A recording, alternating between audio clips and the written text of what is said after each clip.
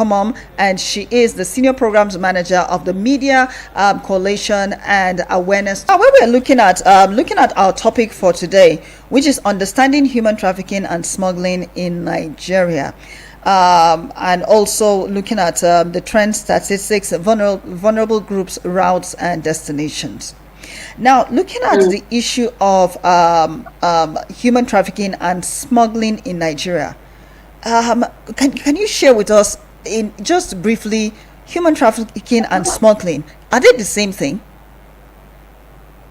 No, they are not the same. Okay. They are different. So when you talk about smuggling, it has to do with migrating but illegally. Okay. And then when you talk about trafficking, it has to do with taking people out there under deceptive means or using coercion. Okay.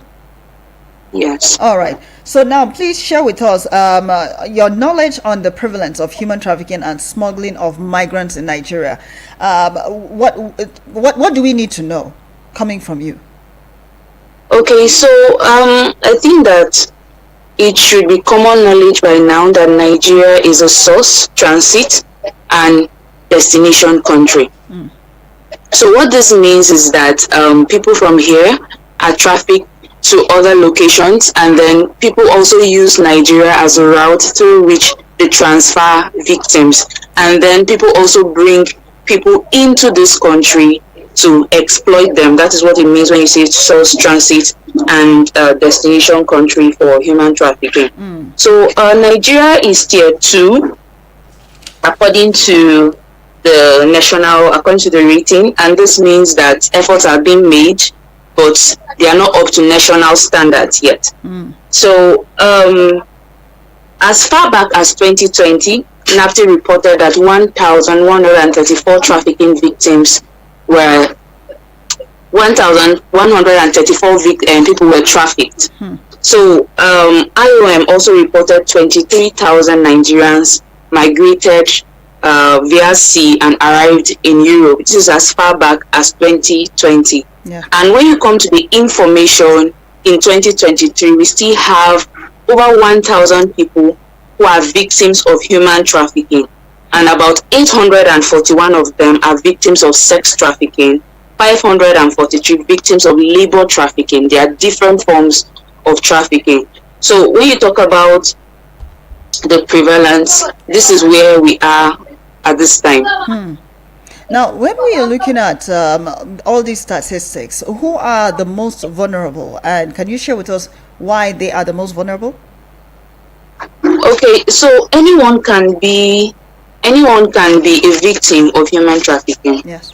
Be it your age, your location, but of course, in every situation, there are people who are more vulnerable. That's right. And that's why we begin to look at girls, we look at women, and then we look at displaced persons. And then we are also looking at children.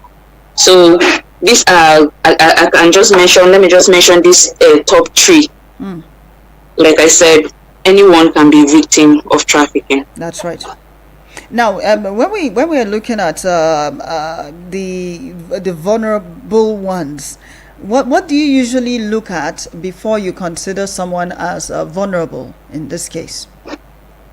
Okay, so people are vulnerable first and foremost. I think that the defining factor which cuts across all of the three groups that I've mentioned is the socio-economic inequality.